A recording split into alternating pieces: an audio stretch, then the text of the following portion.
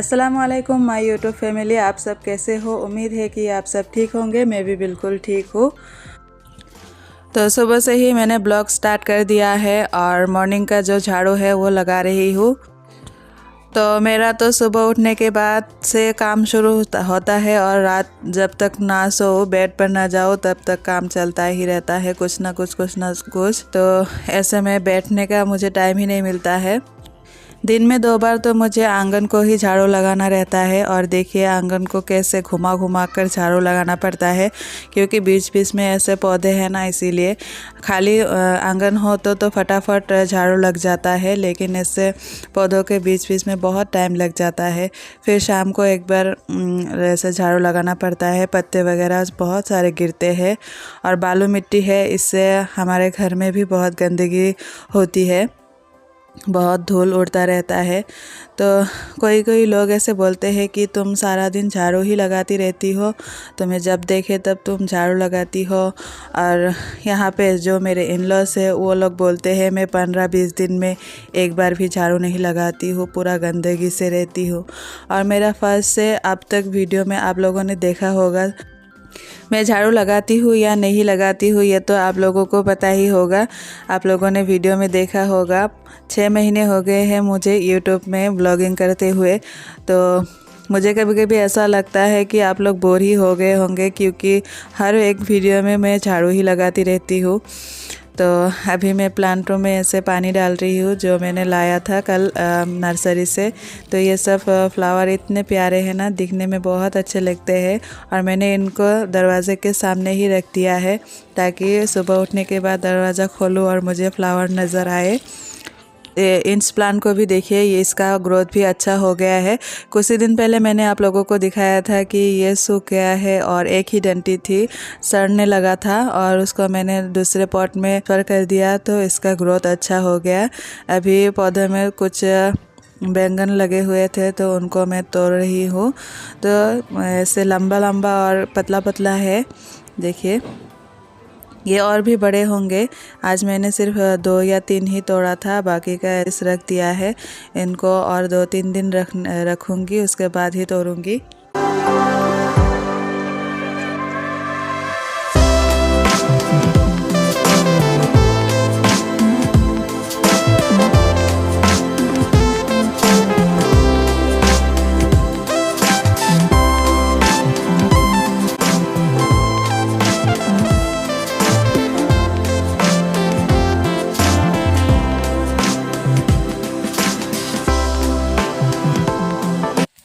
तो बाहर का सारा काम हो गया है। अभी मैं अंदर आ गई हूँ किचन में नाश्ता बनाने के लिए, क्योंकि बहुत लेट हो गया था, बच्चों को भी भूख लग गई थी।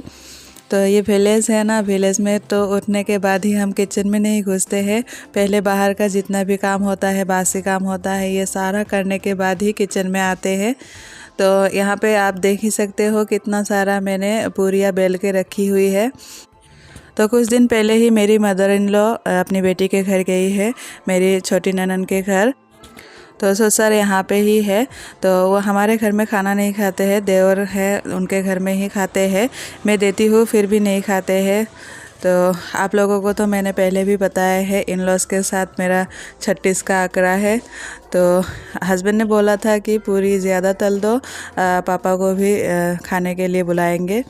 फिर मैंने तला और उनके लिए भी प्लेट निकाली थी, पर उन्होंने खाना लौटा दिया, खाया नहीं। तो उन सबको लगता है कि मैं शायद उनके खाने में जहर मिला दूंगी या काला जादू करके कुछ दवाई ववाई मिला के खिला दूंगी, पता नहीं। पहले शादी करके जब से आई हूँ इस घर में, तब से ही यही सुनती जा रही हूँ कि मैं उनके साथ काला जादू कर लूँगी। तो जिसने मेरे ज़िंदगी बर्बाद की, मैं उसको कुछ नहीं कर पा रही हूँ, और इन लॉस को मैं काला जादू करके उनको मार डालूँगी और खाने में जहर डाल दूँगी। क्योंकि जब भी खाना दो तो तब ऐसे बोलते हैं, और ना दो तब भी लोगों को जाके बोलते हैं कि हमें नहीं देते हैं, कुछ भी नहीं देते हैं। और ऐसा नहीं है कि वो सिर्फ मेरे साथ ही नहीं रहते हैं, उनकी 4 बहुएं हैं, लेकिन वो लोग किसी के साथ खाना नहीं खाते हैं। एक साथ एक किचन में, उनका सेपरेट किचन है। वो दोनों, मेरे सास ससुर दोनों अकेले ही खाना पका के खाते हैं, किसी भी बहू का हाथ का नहीं खाते हैं। तो अगर सिर्फ मेरा होता तो भी चलते, मान लेते कि हाँ मैं ही ख़राब हूँ इसलिए मेरा नहीं खाते हैं। तो वो लोग तो किसी के साथ ही अच्छे से नहीं रहते हैं। और कभी कभी मुझे ऐसा लगता है अल्लाह ने मुझे भी 2 बेटे दिए हैं, अगर मैं उनको नहीं देखूँगी, सास ससुर को नहीं देखूँगी, तो मेरे बेटे भी मुझे नहीं देखेंगे। इसलिए मैं अपने से जाके उनके साथ एक साथ खाना पीना करने लगती हूँ। तो कुछ दिन तक तो अच्छा चलता है, फिर अचानक से अगर उनकी तबीयत ख़राब हो गई तो सारा दोस्त मेरे सर पे डाल देते हैं कि मैंने ही काला जादू किया है और मैंने उनको कुछ दवाई मारने के लिए, पिलाने के लिए ही उनको खाना दिया था।